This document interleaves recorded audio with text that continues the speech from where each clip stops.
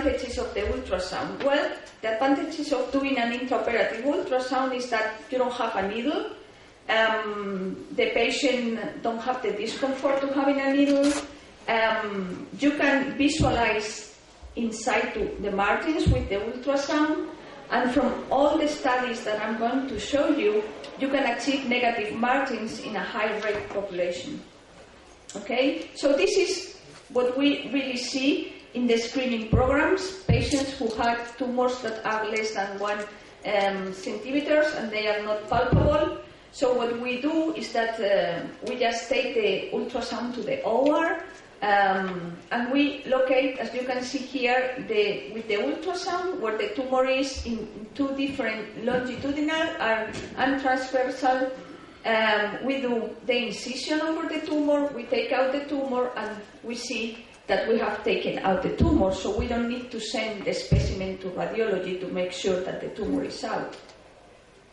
As you can see here, we just check with the ultrasound, just, to mark it, and it's, you just need to get a little bit of training, and you just need to train to see the nodes and to know a little something about breast ultrasound, but it's really useful, okay? So let me go on and tell you some of the studies that we have there, and if we have time I will show you a small film. So as you can see here, intraoperative ultrasound is not something new. So it's been there since 1999 that was first published. And in many of the studies they have compared palpable lesions and non-palpable lesions, and they have compared needle localization versus intraoperative ultrasound. And as you can see there, negative margins. Where's the... Can I have the pointer?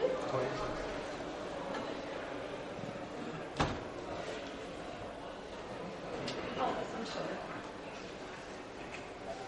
So as you can see here, when we compare negative margins between the patients who had needle localization versus an intraoperative ultrasound, and this is a prospective randomized study that was done some years ago, patients with the intraoperative ultrasound has more negative margins than the one from the needle lock.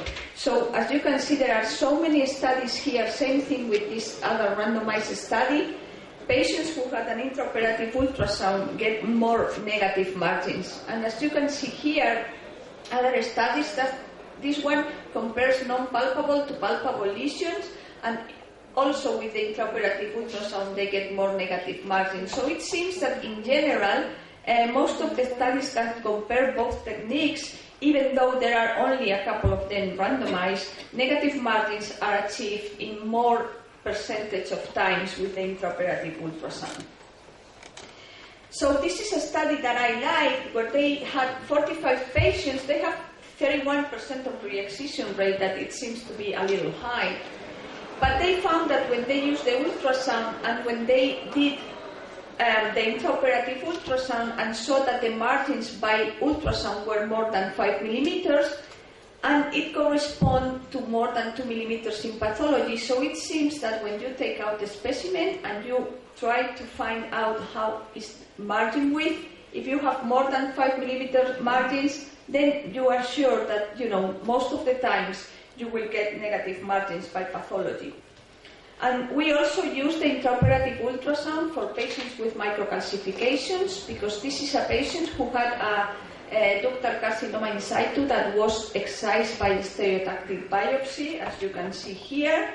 So we just take them out. They, in my institution, when they took out, they always leave a clip, so we will know if all the calcifications are out, or just to mark us when we have to go back to do the surgery. And as what happened? Okay. So. See, so you can see that this is the ultrasound with the clip in there.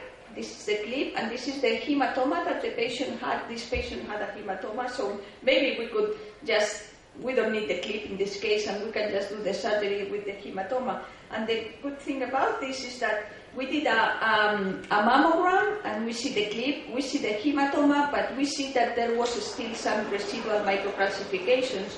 So what we usually do that we take the ultrasound to the OR, we measure the distance from the clip to the microcalcifications, and we excise the clip with the microcalcifications in the same time. In those cases, we always send the specimen to pathology. So you can see here that we send the specimen to pathology, and we got the calcifications and the clip.